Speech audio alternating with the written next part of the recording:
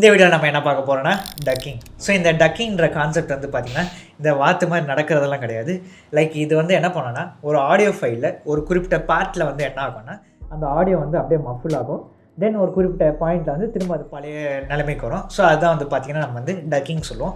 So இந்த டக்கிங்கிற concept வந்து பார்த்திங்கன்னா நம்ம நிறைய மூவிஸ்னும் சரி அப்படின்னா ஆல்பம் சாங்ஸ்னும் சரி நம்ம வந்து அதை நம்ம நிறைய இடத்துல கேட்டிருப்போம்.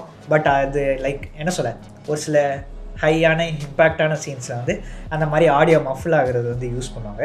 ஸோ இப்போ நம்ம என்னென்னா அந்த மாதிரி டக்கிங்கிற கான்செப்டை எப்படி ப்ரீமியர் ப்ரோவில் பண்ணலாம் தான் பார்க்க போகிறோம். So hello guys, this is JCR. வாங்க நம்ம வீடியோக்குள்ளே போகலாம். ஸோ இங்கே பார்த்தீங்கன்னா டைம்லைனில் வந்து நம்மளோட ஃபேவரட்டான ஆடியோ வந்து ப்ளேஸ் பண்ணியாச்சு.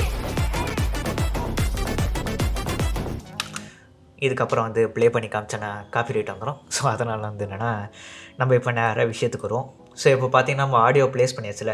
ஸோ இதை கொஞ்சம் வந்து நல்லா ஜூம் பண்ணி வச்சுக்கோங்க. அப்போ தான் வந்து கட் பண்ணுறதுக்கு வந்து ப்ரிசைஸாக இருக்கும். ஸோ இப்போ பார்த்திங்கன்னா ஒரு பீட்டை பார்த்திங்கன்னா ஒரு கேப் இருக்கும். பார்த்திங்களா, ஒரு இதுக்கு ஒரு கேப் வருது.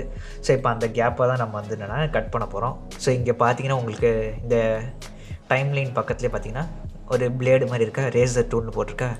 ஸோ அதை கிளிக் பண்ணிங்கன்னா உங்களுக்கு வந்து கர்சர் வந்து பிளேடு மாதிரி மாறிடும். ஸோ இப்போ பார்த்திங்கன்னா இப்போ அந்த இது நீடில் வந்து எங்கே இருக்கோ அங்கே நான் ஒரு கட்டு ப்ளேஸ் பண்ணுறேன். ஸோ அதே மாதிரி திரும்ப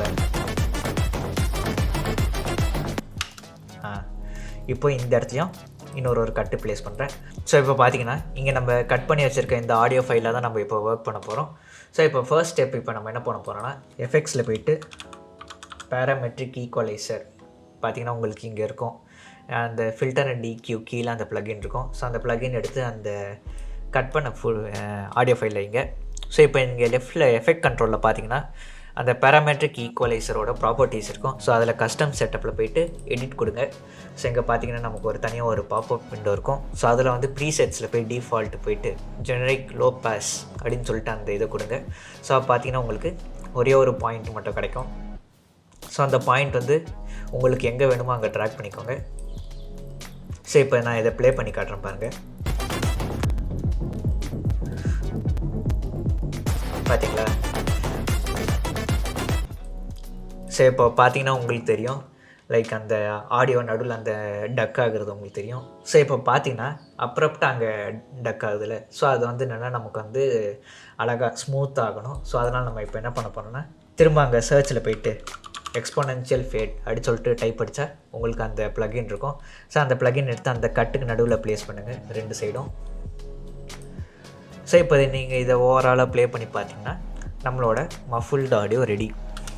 ஸோ அவ்வளோதான் கைஸ், வீடியோ முடிச்சிச்சு. ஸோ இதே மாதிரி நம்ம இன்னும் நிறைய கண்டென்ட் பார்க்கலாம். So stay connected with JCR. Bye.